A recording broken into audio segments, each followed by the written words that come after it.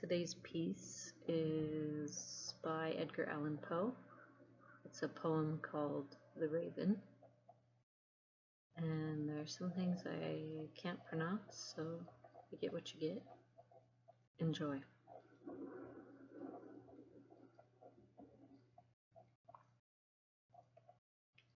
Once upon a midnight dreary, while I pondered weak and weary over many a quaint and curious volume of forgotten lore, while I nodded, nearly napping, suddenly there came a tapping, as of someone gently rapping at my chamber door. "'Tis some visitor," I muttered, tapping at my chamber door, only this and nothing more. Distinctly I remember, it was in the bleak December, and each separate dying ember wrought its ghost upon the floor.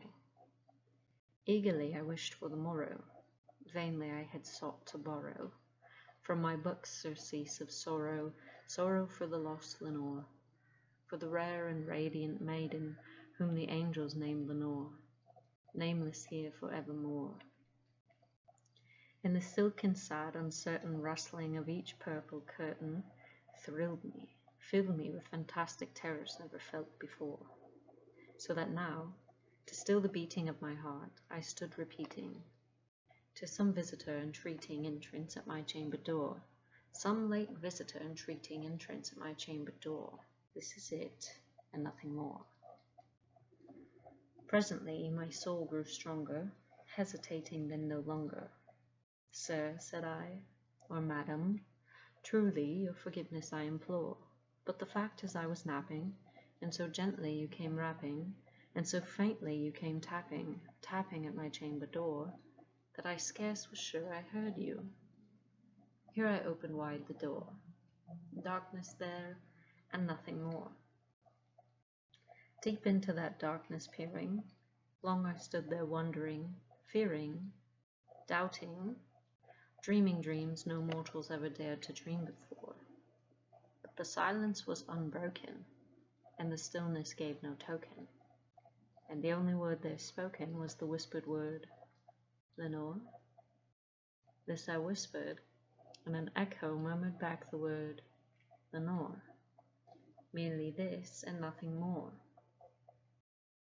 Back into the chamber turning, all my soul within me burning, soon again I heard a tapping, something louder than before. "Surely," said I, "surely, that is something at my window lattice. Let me see then, what there it is, and this mystery explore. Let my heart be still a moment, and this mystery explore. 'Tis the wind, and nothing more." Open here flung the shutter, when with many a flirt and flutter, in there stepped a stately raven of the saintly days of yore.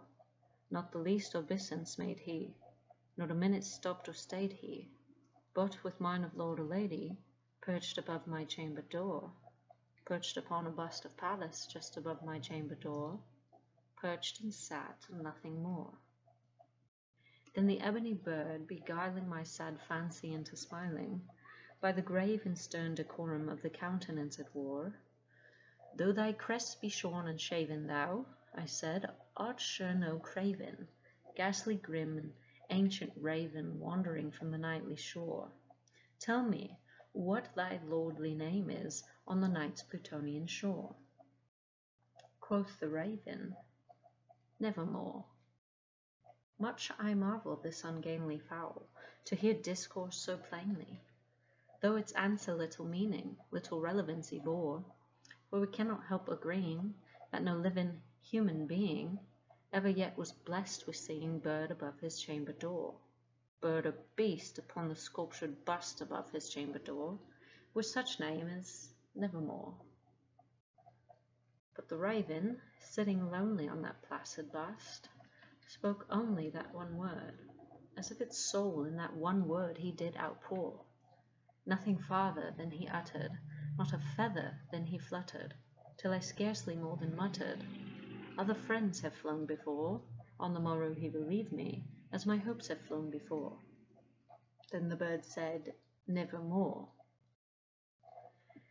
Startled at the stillness broken by reply so aptly spoken, "Doubtless," said I, "what it utters is its only stock and store, caught from some unhappy master whom unmerciful disaster followed fast and followed faster till his songs one burden bore, till the dirges of his hope that melancholy burden bore, of never, never more."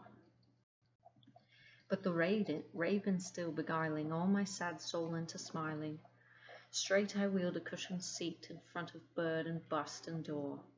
Then upon the velvet sinking, I betook myself to linking fancy unto fancy, thinking what this ominous bird of yore, what this grim, ungainly, ghastly, gaunt, and ominous bird of yore meant in croaking nevermore. This I sat engaged in guessing, but no syllable expressing to the fowl whose fiery eyes now burned into my bosom's core. This and more I sat divining, with my head at ease reclining on the cushion's velvet lining that the lamplight gloated o'er. But whose velvet violet lining with the lamplight gloating o'er she shall press, nevermore. Then methought the air grew denser, perfumed from an unseen censer, swung by seraphim whose footfalls tinkled on the tufted floor. "Wretch," I cried, "thy God hath lent thee, by these angels he hath sent thee, respite and nepenthe from thy memories of Lenore. Quaff, oh quaff this kind nepenthe and forget this lost Lenore." Quoth the raven, "Nevermore."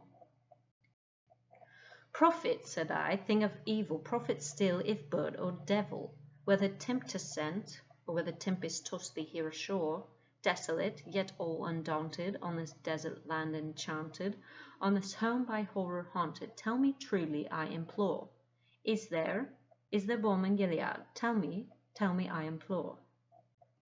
Quoth the raven, "Nevermore." "Prophet," said I, "thing of evil, prophet still, if bird or devil, by that heaven that bends above us, by that God we both adore, tell this soul with sorrow laden, if, within the distant Aidenn, it shall clasp a sainted maiden, whom the angels name Lenore. Clasp a rare and radiant maiden, whom the angels name Lenore." Quoth the raven, "Nevermore." "Be that word our sign of parting, bird or fiend," I shrieked upstarting. "Get thee back into the tempest and the night's Plutonian shore. Leave no black plume as a token of that lie thy soul has spoken. Leave my loneliness unbroken. Quit the bust above my door. Take thy beak out from my heart, and take thy form from off my door." Quoth the raven, "Nevermore." And the raven, never flitting, still is sitting on the pallid bust of Pallas just above my chamber door, and his eyes have all the seeming of a demon's that is dreaming, and the lamplight o'er him streaming throws his shadow on the floor, and my soul from out that shadow that lies floating on the floor shall be lifted nevermore. The end.